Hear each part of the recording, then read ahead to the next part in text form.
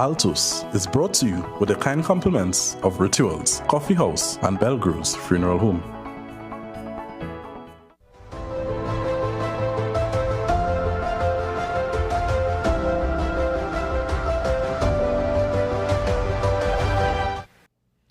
Good day and welcome to Altos, a production of the Catholic News and broadcast on Trinity TV and TTT. I'm your host Neil Parsonlad, and a happy Labor Day to all.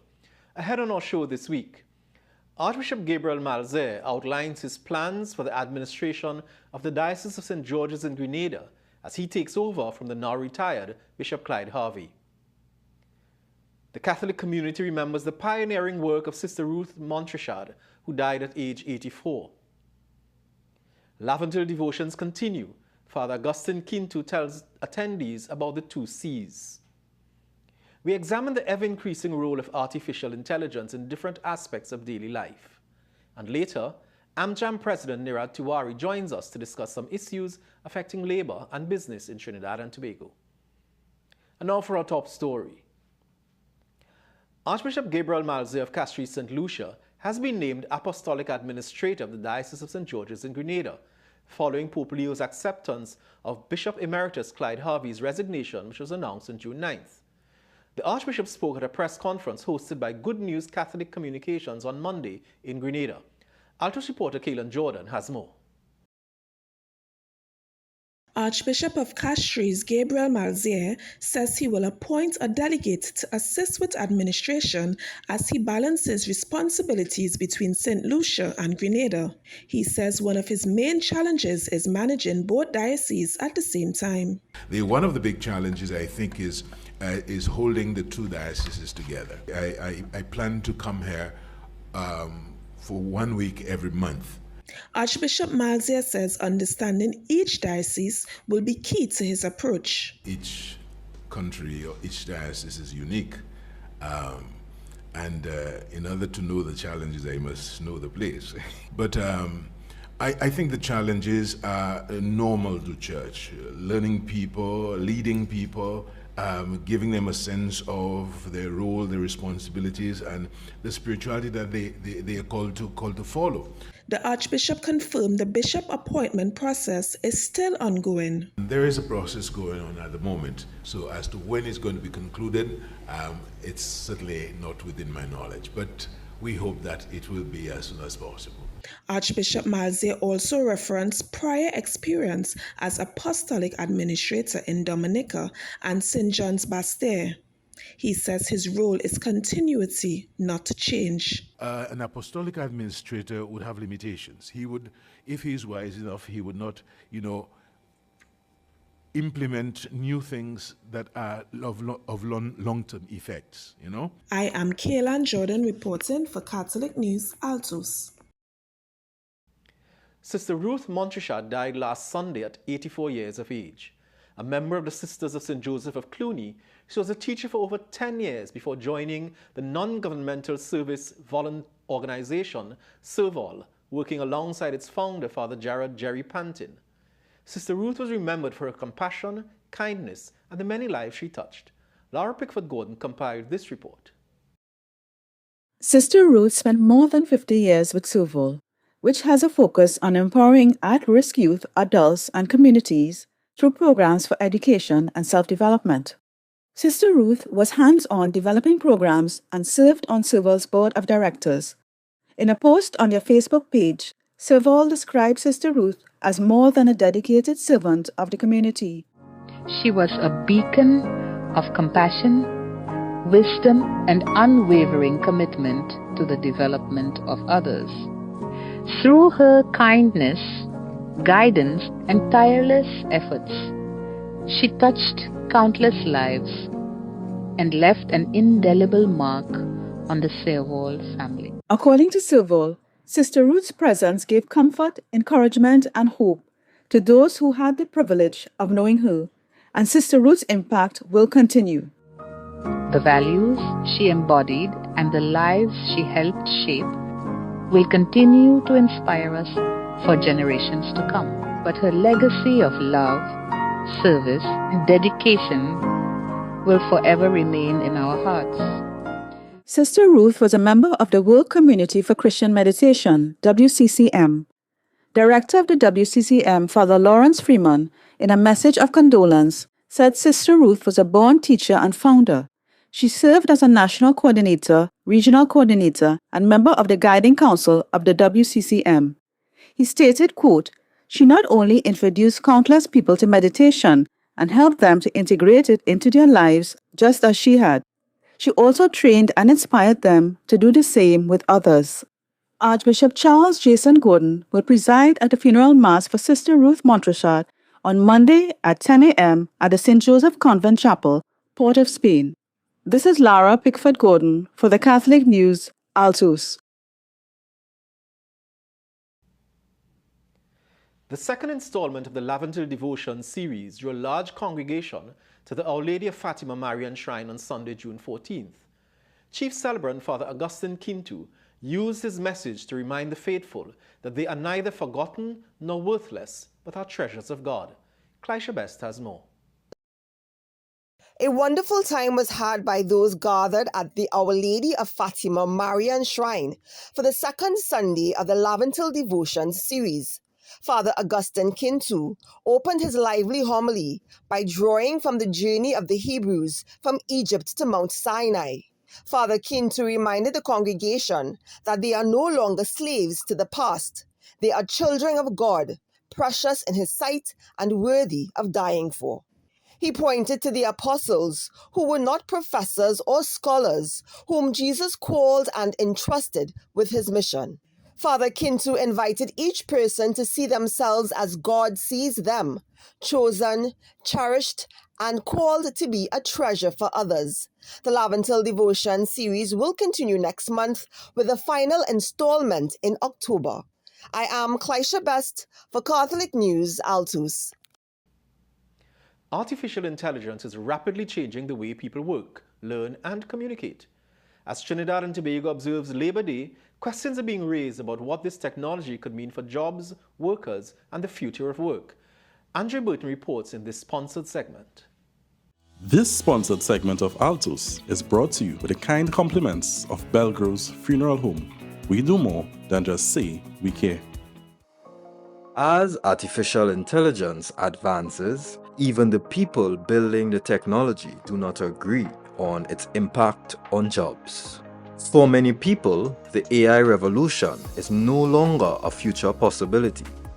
From customer service calls to self-service systems and the tools used in offices every day, artificial intelligence is quietly changing how work gets done. No expert can actually predict at this time. And that's for a lot of reasons. The technology is moving so fast. We have not even started to, gather enough data to figure out, what the impact is going to be.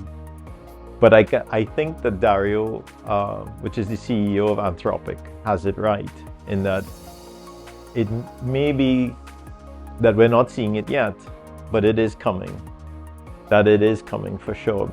In his recent encyclical on artificial intelligence, Pope Leo XIV warned that technological advancement must never come at the expense of human dignity. Yeah, I'm really proud of the church. When I think of what we're seeing, which is rapid technology, right? It's almost like a race, right? It's like a space race. And the tech companies are saying, hey, look, if we lose, we're going to lose economically.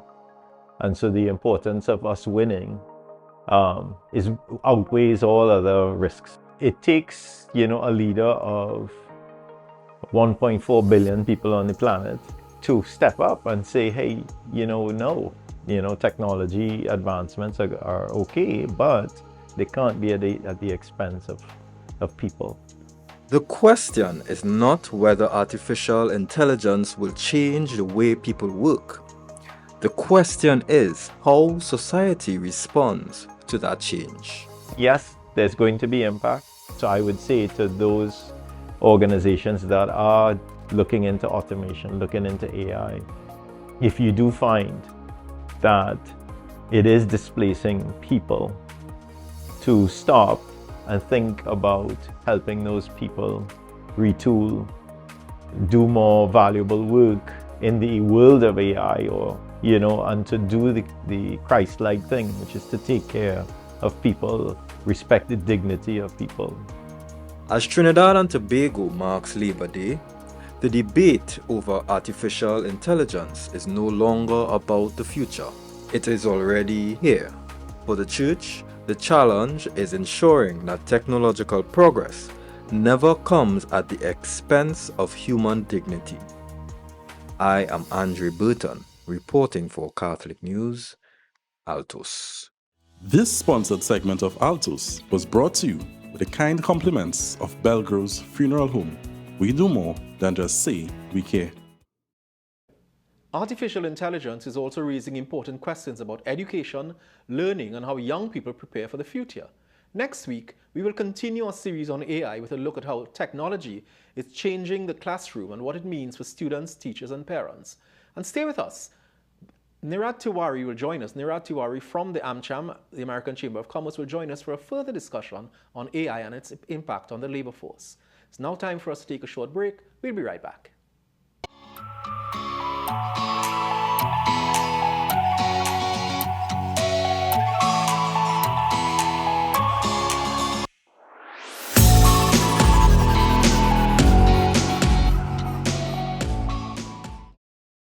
Thanks very much for staying with us.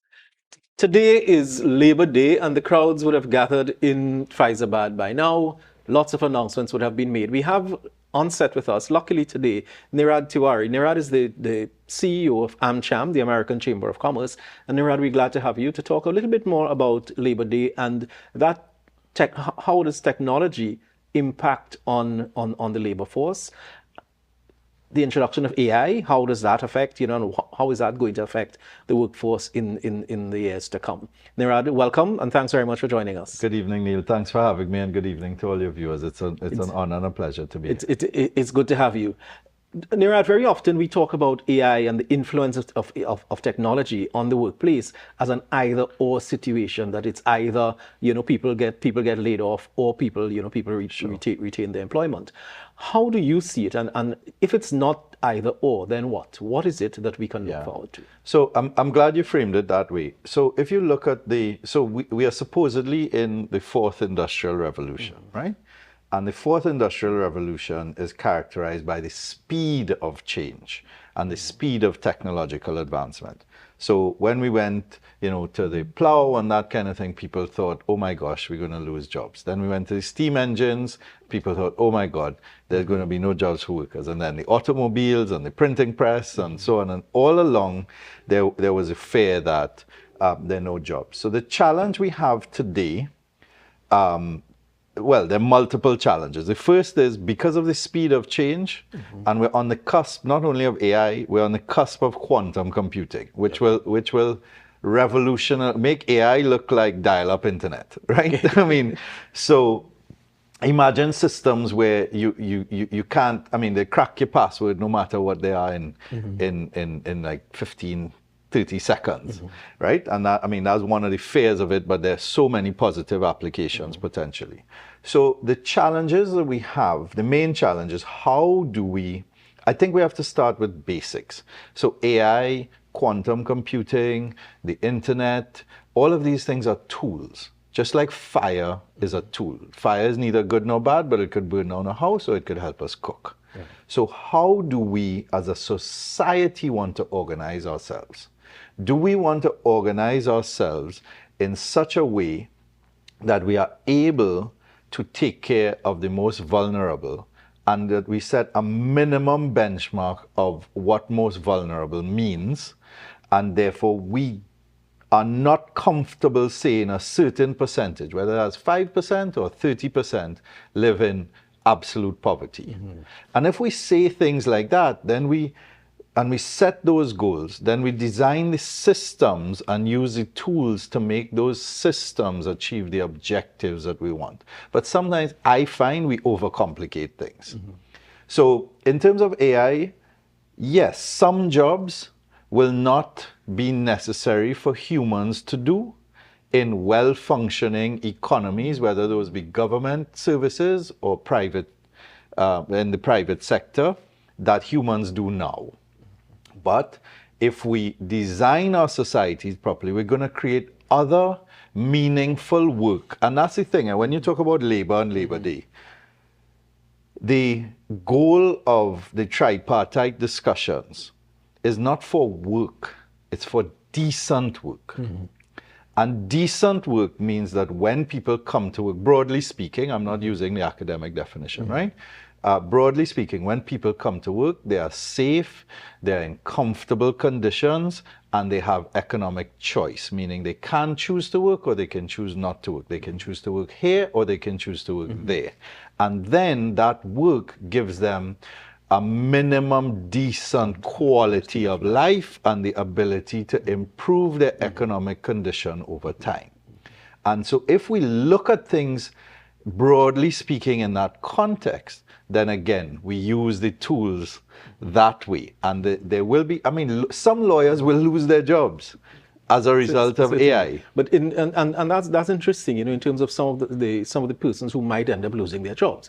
Do you think that in this area of the advancement of AI and as you described earlier, quantum computing, that there is still going to be a role and a place for the trade union sector? There must be. I think, you see, so I am not one of those business leaders who sees the trade unions as adversaries. I think that the trade unions are partners because the reality is that any system that you organize, you need to have checks and balances on it, and you need to have people and organized groups who are looking out for the interest of the different segments of that of that system, of the people within that system. So you need chambers of commerce to look out for the interests of business. You need government to regulate and manage and set policy. And you need the trade unions to ensure that between government and business, the people who are doing the work and are supposed to benefit from this economic structure are able to benefit.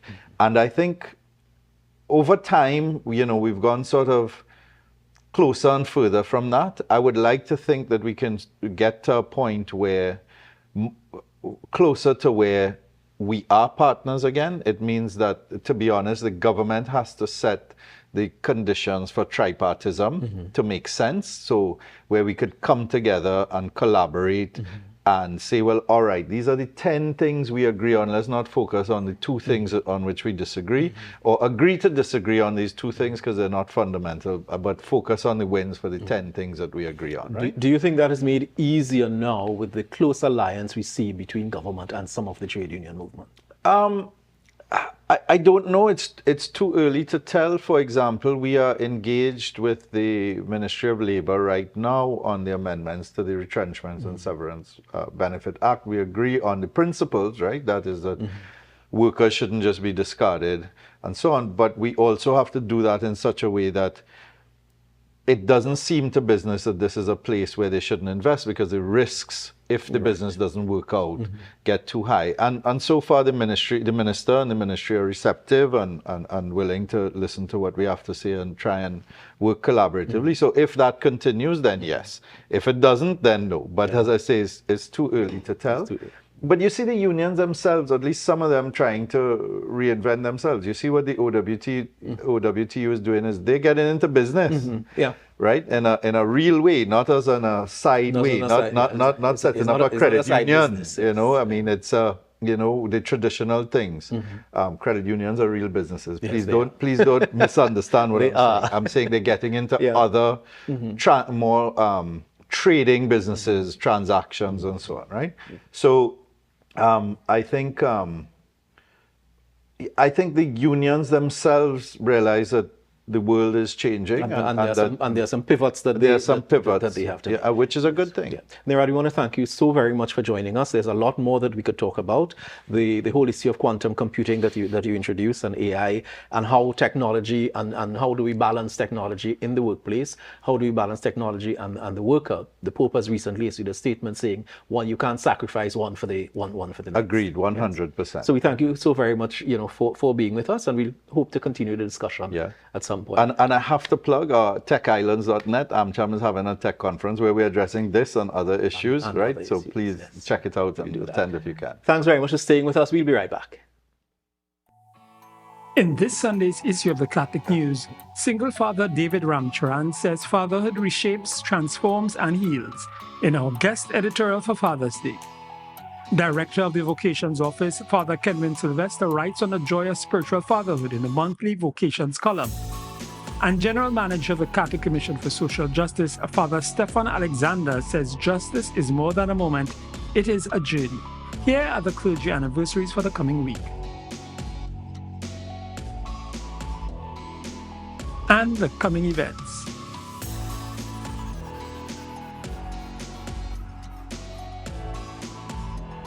I'm Raymond Sims, editor of the Catholic News. Happy Father's Day to all fathers.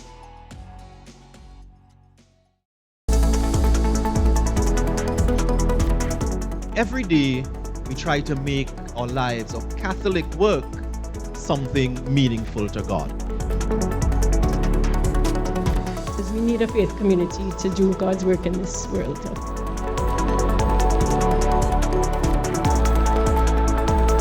The marketplace is not separate from our spiritual life. Being an entrepreneur is bold and it requires courage.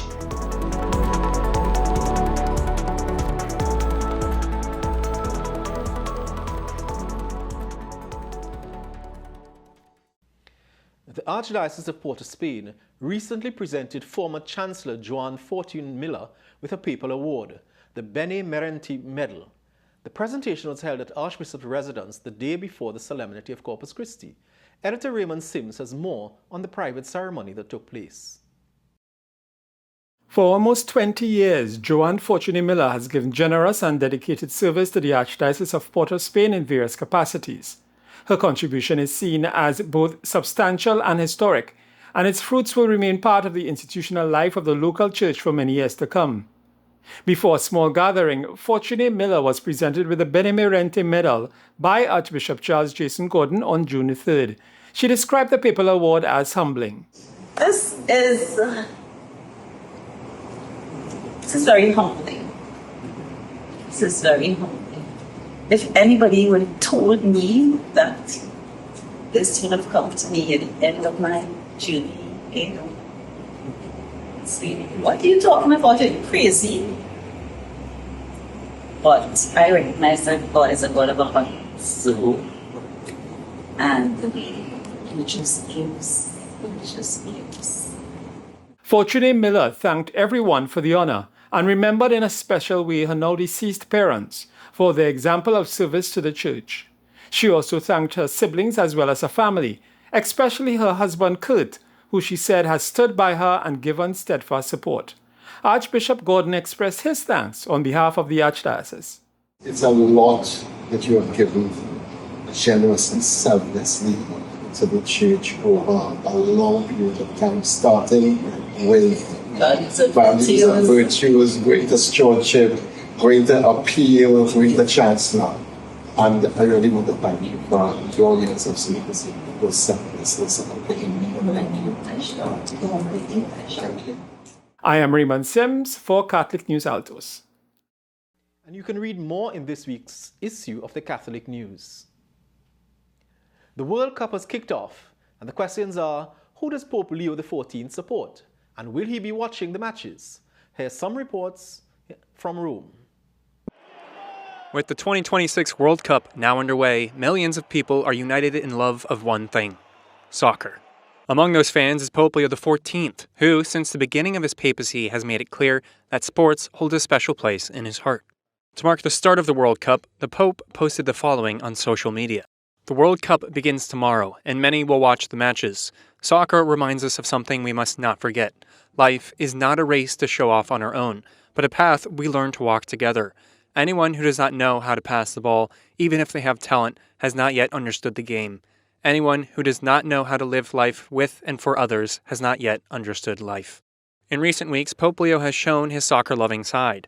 During the outbound flight of his apostolic journey to Spain, journalists asked him about the age-old rivalry between Real Madrid and Barcelona. His answer quickly went viral.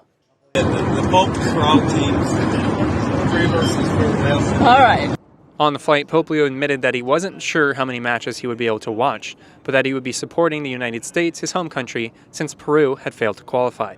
Although some time ago, in his first interview as Pope, he had already confessed that, should the two countries ever come into conflict, he would likely side with Peru, where he spent almost 40 years as a missionary and bishop. Scenario, the United States is playing Peru in the World Cup. Who do you cheer for? Good question, probably Peru. It's no coincidence. It was during this time in Peru that he truly came to appreciate the passion soccer inspires. There he experienced the sport as a force that brings families, neighborhoods, and communities together. Todo el mundo sabe que ahora juego tenis. Jugaba fútbol como joven, pero fútbol americano, un poco más violento. Pero también con los seminaristas, cuando estuve en Trujillo, jugaba fútbol. Defensa, si quieren saber. No era gran goleador. Pero cuando estaba, primero en Roma, donde viví la primera experiencia del Mundial, 1982, que fue aquí en España. Luego en Perú, con los seminaristas, seguía mucho, los equipos locales, pero también jugaba con los seminaristas. His passion for sports doesn't end there. Even before he was elected Pope, he was known for his love of tennis and even for following American baseball. Now, with the World Cup as a backdrop, Leo XIV is once again showing that, for him, the world of sports matters. And that's a wrap for our show this week. We thank you so very much for viewing. We encourage you to continue to nurture your faith by praying and reading the Bible. Sunday is Father's Day, and we wish Happy Father's Day to all the nation's fathers. As we go, we take in the music and dancing from On Holy Ground, a worship experience put on by 4-4 Music at the Central Bank Auditorium on Friday, June 12th. Have a good weekend, everyone.